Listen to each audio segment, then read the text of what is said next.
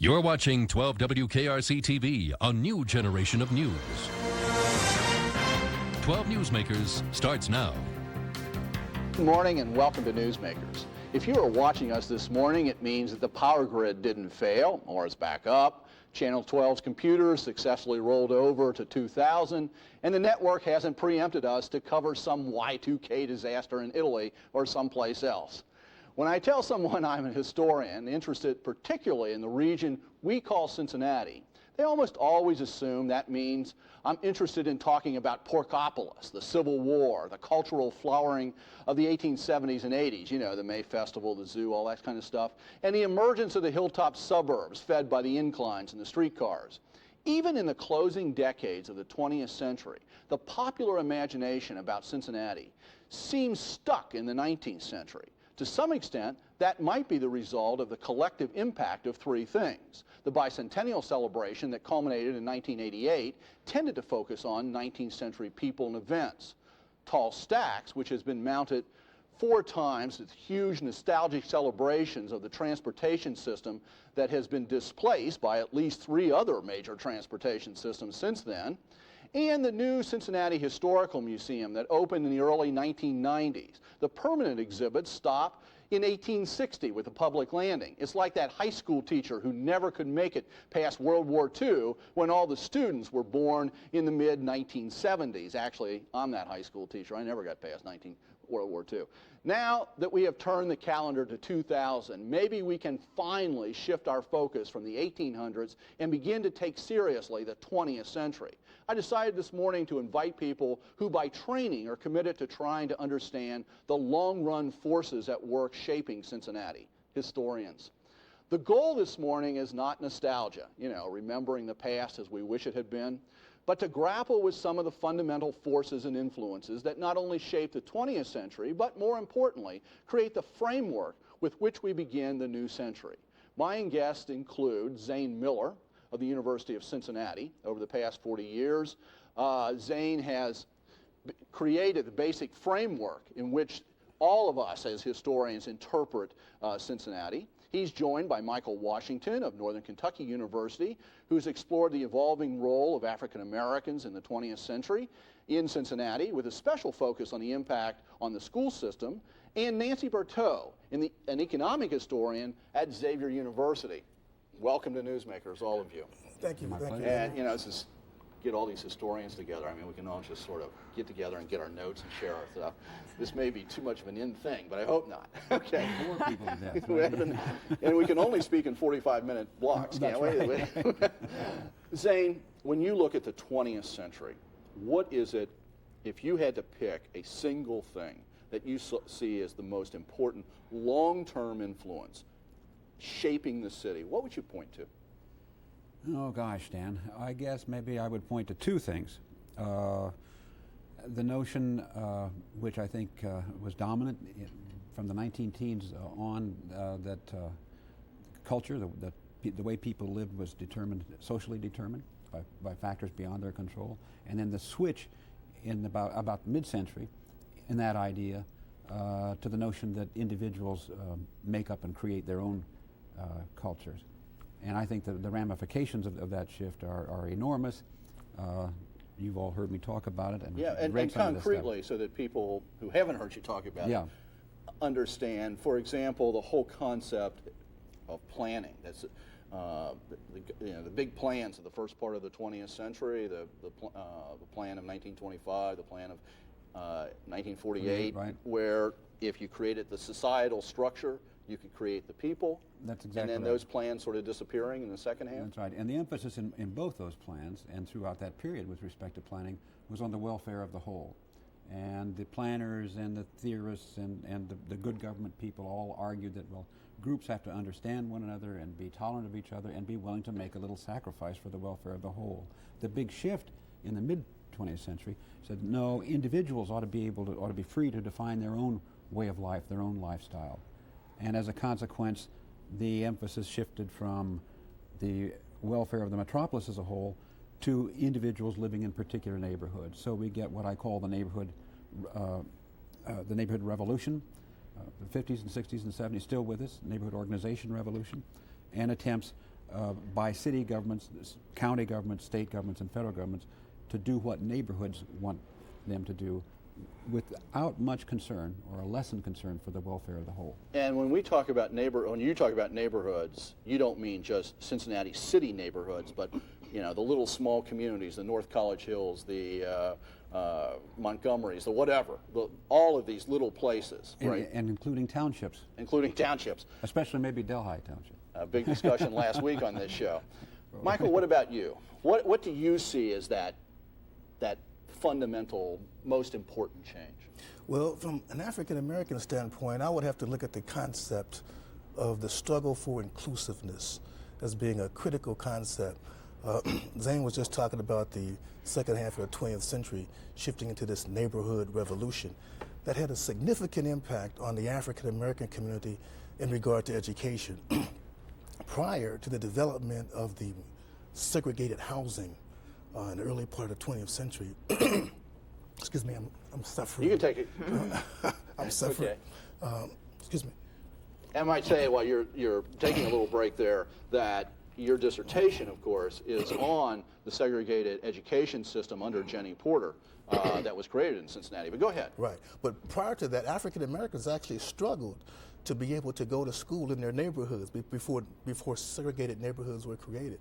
After the second half of the 20th century, when the neighborhood school policy became enforced as a rigid mandate of state law, they had to go to school in their neighborhoods. And this created a situation now where we have the magnet school concept grew out of the struggle to desegregate the schools.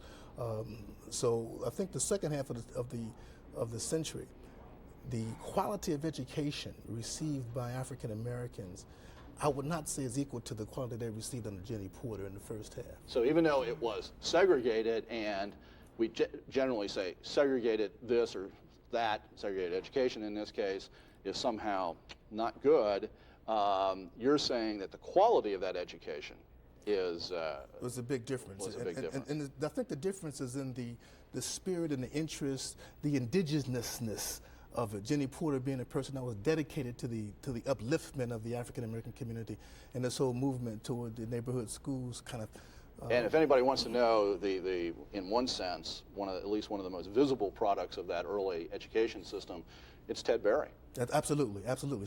Ted Berry was her number one student, number one pupil in elementary school. Right, who is an amazing person who's been with us in this century. Nancy, what about you? Maybe taking sort of an economic perspective. What about Cincinnati in the 20th century?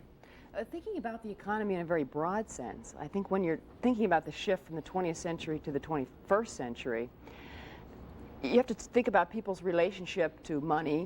You have to think about people's relationships with one another and people's relationships to technology. I think that in the 20th century, Cincinnati's economy was very strong. They weathered things like the Great Depression with much less trauma than some other major areas because of the diversity of the economy, many different sectors. They weren't dependent just on one particular industry. Automobiles in Detroit. Correct. Steel in Pittsburgh, whatever. Correct. Right. But with technology and the globalization of the economy and the emphasis on the internet and computer networks, I don't know that it's even going to mean the same thing. The whole concept of a city is breaking down. When people are communicating with one another instantaneously across the world, I think that has really profound implications for the economy. You know, this past Christmas season, so much more business was done, over the internet than in actual people showing up in stores. So the economic networks are just radically changing. I think as far as Cincinnati goes, when you're thinking about the workforce, that side of the economy, we've been a little traditional, kind of, following traditional ways, and that served us pretty well through most of the 20th century. And as we came to the end of the 20th century, I think you see companies like Procter & Gamble realizing, wait a minute, we're now part of the global economy. We have to really put a huge emphasis on diversity, in all kinds of diversity, gender, racial, nationalities, and you know, it's not the same place when you walk around the halls of Procter & Gamble. My God, they don't have ties on. You guys would look overly formal now. Well, we're old guys. At least some of us are. Well, Not Michael.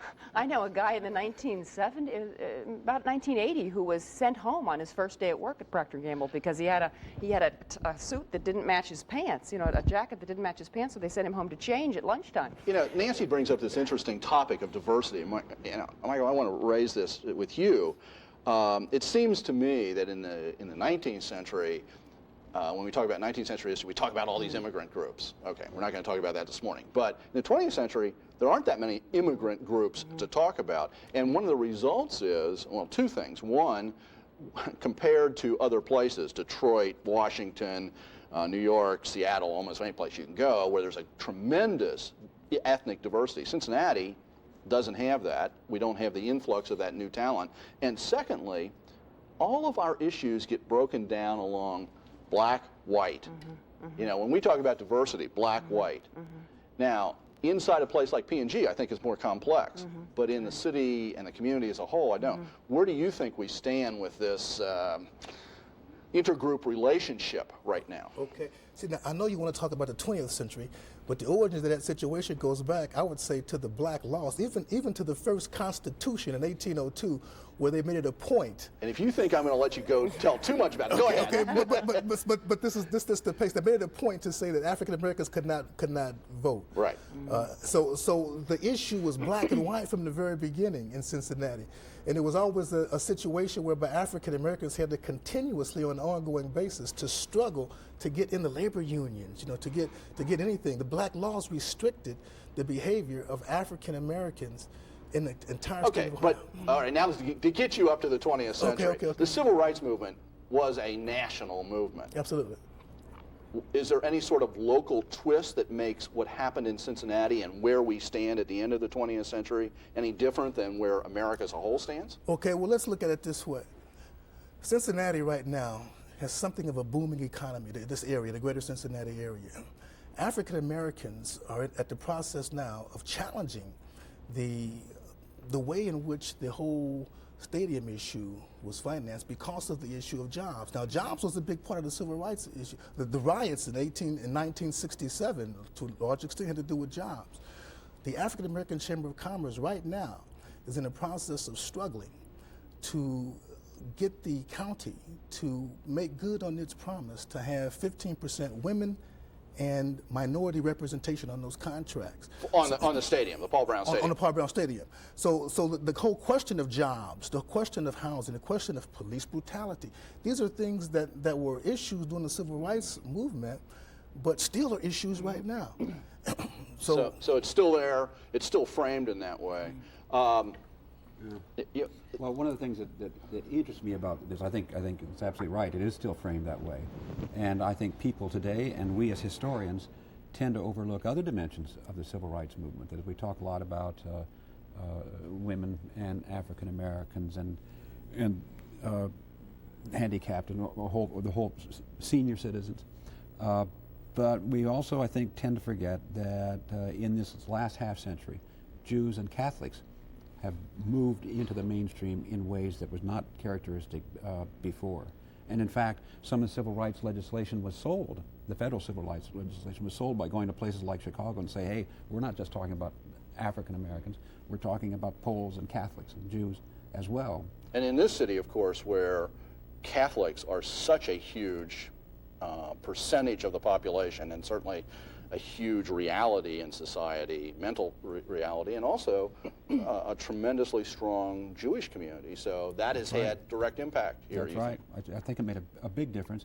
And as I say, I don't think we know enough about it. I mean, I haven't looked into this carefully, but I would like to get some people doing an analysis of. You know, I want to, saying what we haven't looked at, I just want to throw something out.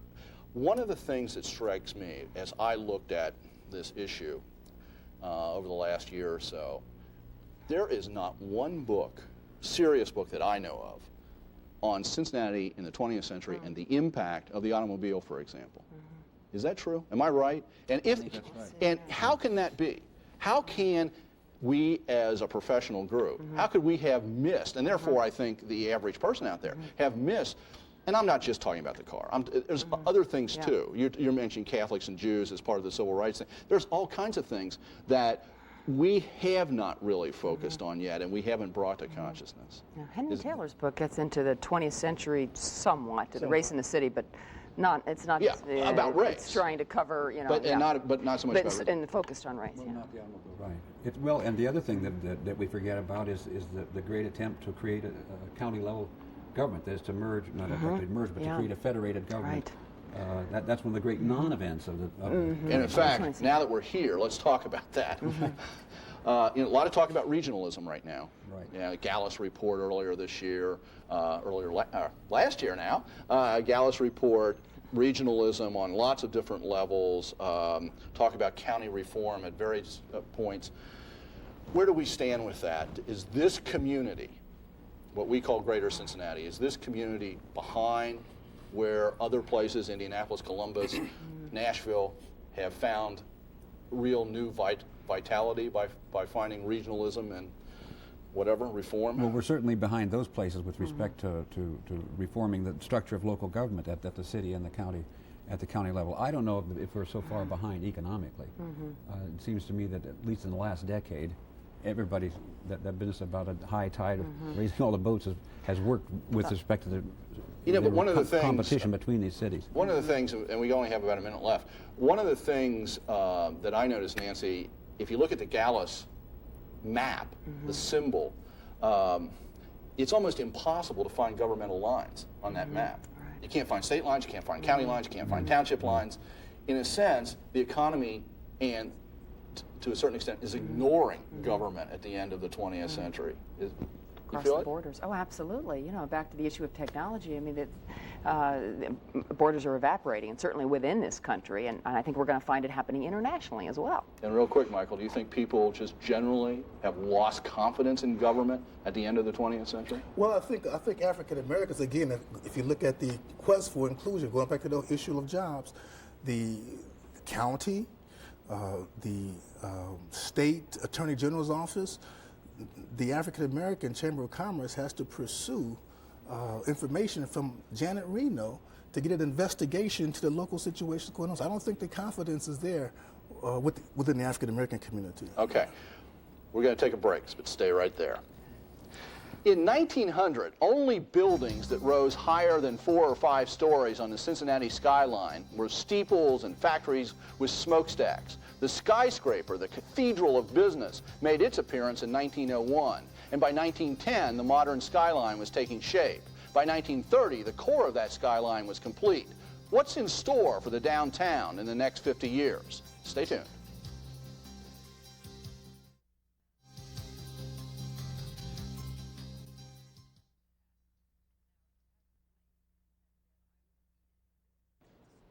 Grand visions abound for the downtown, but do these really represent the future?